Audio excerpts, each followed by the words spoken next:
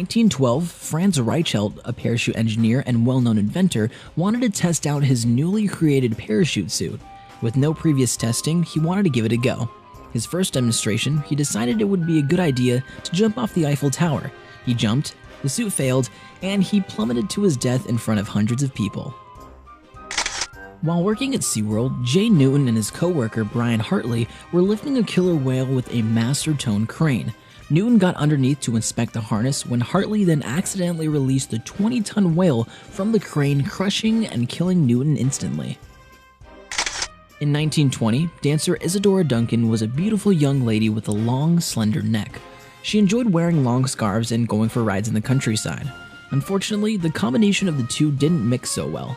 One day, while sitting in the passenger seat of a sports car, her scarf blew back in the wind and got caught in the rear wheel axle of the vehicle, snapping her neck in two. Kenneth Pignon, an American Boeing engineer from Gig Harbor, Washington, decided to go have sex with a horse at a nearby farm in King County with his two friends and videotape it. Pignon was taken to the hospital moments after their act in pain with a ruptured colon for receptive anal intercourse with the horse. He later died of his injuries. 99-year-old Debbie Mills New Broughton was walking to her 100th birthday party with her daughter. While crossing the road in her wheelchair, she was hit and killed by a truck that was delivering her birthday cake for her party. 88-year-old Ilda Vider Maciel of Rio de Janeiro was in the hospital being taken care of. While in the hospital, a nurse technician mistakenly injected soup directly into her veins and not her feeding tube. Because of this, Maciel not long after died of a stroke. Lee Sweg Siop, a video game addict, quit his job in an effort to devote more time to playing video games. In August of 2005, Siop began a gaming marathon at a local South Korean coffee shop. Playing for more than 50 hours straight and only stopping for little naps or bathroom breaks, he collapsed from dehydration and heart failure. Game over. A Russian woman by the name of Fagilyu was wrongly pronounced dead by doctors. When family and friends showed up for her funeral, she woke up in shock that she was at her own funeral. Then she immediately after died of a heart attack.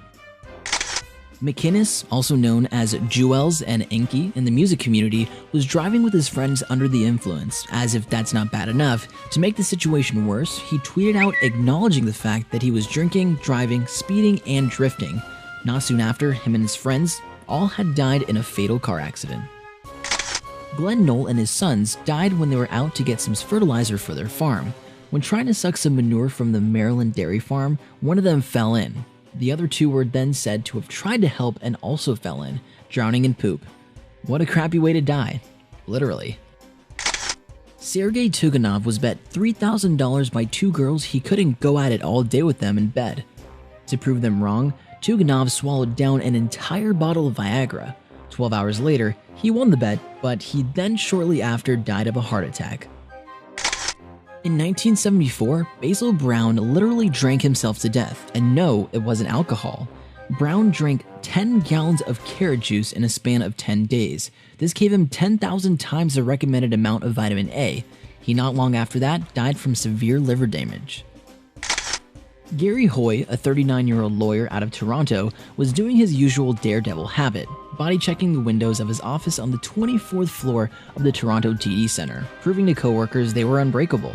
On July 9th of 1993, Hoy decided to lighten up the mood for incoming articling students by doing his signature move, running into the windows. His first attempt, the window held. The second time, the glass popped out of the frame, sending Hoy free-falling to the courtyard below. He died from his injuries. Obviously. John Bowen was at a Jets vs. Patriots game in 1979. During halftime, a 15-minute air show was underway. Philip Cushman, a Brooklyn auto collision repairman, lost control of his model aircraft he was guiding, an odd plane in the shape of a lawnmower.